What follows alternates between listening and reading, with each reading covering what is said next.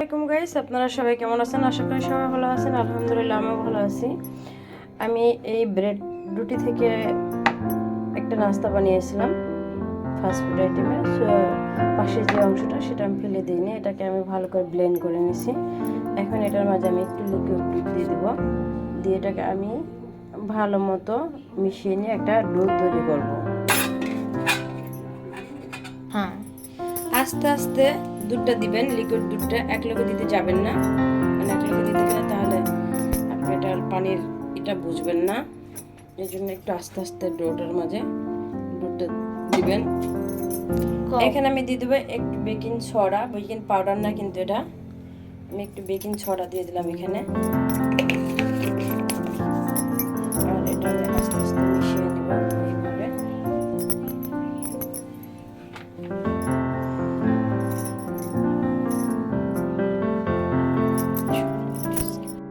তো ডোটা আমার বানানো হয়ে গেছে, এবার আমি এটাকে একটু ঠান্ডা করে নিব। তো এখানে আমি দিয়ে দিলাম 1 কাপ চিনি, আর দিয়ে দিব হাফ কাপ পানি। তো দিয়ে দিলাম 1.5 কাপ পানি, 1 কাপ আর এটা অর্ধেক 1.5 কাপ পানি দিয়ে দিলাম আমি। এবার এটাকে ভালো করে জল করে নেব। আমি যে পাউরুটি দিয়ে যে আটাটা মানে একটা আটা ডো তৈরি করলাম, সেটাকে আমি ভালো মতো এখন এভাবে মুথে নিব যাতে সুন্দর মতো এটা সফট হয়ে যায়। অলরেডি এটা সফট হয়ে গেছে, আমার একেবারে করে নিয়েছে, দেখতে পারতেছেন এটা অনেক সুন্দরভাবে সফট হয়ে গেছে। এখন আমি এটাকে একটা শেপ দিয়ে নেব। তো এবার আমি এটাকে কালো জাম বলা হয়, তো এভাবে আমি এটাকে বানিয়ে নিচ্ছি একটু। এটাকে আপনি চাইলে লম্বা শেপও বানাতে পারেন, আবার চাইলে এরকম গোলাকারও বানাতে পারেন, বাট এটা আপনার রুচি। এখানে আমি দিয়ে দিছি তেল গরম, তেলটা গরম হয়ে গেলে এবার আমি দিয়ে দিব আস্তে আস্তে এই যে কাঁচা সস।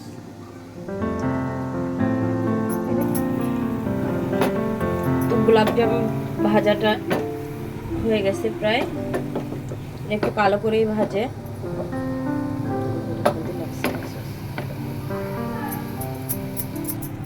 তো এখানে আমি চিনির শিরাটা করে রাখছি, অফ ক্যামেরায় করে, অফ ক্যামেরা না, সো দেখাইছি আপনাদের। তো এখানে আমি একটু লেবু দিয়েছিলাম, কারণ যাতে চিনির শিরাটা জট না লেগে যায়, এর জন্য। এখন আমি জামগুলো দিয়ে দেবো উঠাইয়া।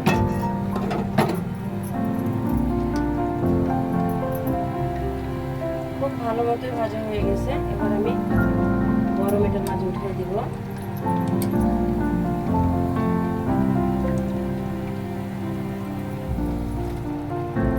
মাশাআল্লাহ খুব সুন্দর হয়েছে জামগুলা, একবারে পাতলা হয়েছে টুকুর মতো। আইস বানিয়ে নিলাম, কালো জাম বলে এটাকে, বা কালো মিষ্টি বলে। তা কেমন হয়েছে? ফেলে দেওয়া জিনিসকেও অনেক সময় কাজে লাগানো যায়, সেটা আমি অনেকবার আপনাদের দেখাইতেছি। চাইলে আপনারা এরকম করে ঘরে মিষ্টি তৈরি করতে পারেন। দেখা যায় আমরা ব্রেড দিয়ে অনেক কিছু তৈরি করি, ব্রেড কিন্তু অনেক ব্রেড পরে থেকে যায়, ওই অবশিষ্ট ব্রেডগুলো আমরা না ফেলে দিয়ে এরকম একটা আইটেম কিন্তু তৈরি করে ফেলতে পারি মুহূর্তের মধ্যে। এটা কিন্তু সময় লাগে না বানাতে, আমার কিন্তু বেশি সময় লাগে না, 10 থেকে 15 মিনিট সময় লাগলো এটা বানাইতে। তো ভালো লাগলে আমার কমেন্টের মাধ্যমে জানাইবেন অবশ্যই কেমন হয়েছে আমার কালো মিষ্টিগুলো বা কালো জাম যেটাই বলি আমরা। তা আমি একটু আপনাদের ভিতরটা দেখাইতেছি, এটা কতটা নরম বা কতটা সফট হয়েছে সেটা দেখলে আপনারাই বুঝতে পারবেন। এটা কিন্তু অনেকটা সফট হয়েছে ভিতরে, আমি আপনাদের একটু খেয়ে দেখাই।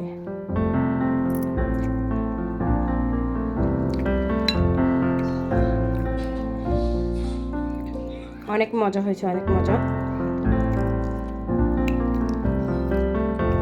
দেখেন পুরো টমেটোর রসে ভরপুর, আমরা যেরকম বাজারে থেকে কিনে আনি সো ওইরকমই কিন্তু জাস্ট হয়েছে এটা।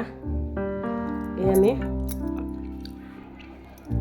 আমার বেশি মিষ্টি খেতে ভালো লাগে না, তাই আমি তাড়াতাড়ি উঠে ফেলছি, কারণ অনেক মিষ্টি খাওয়া যাবে না।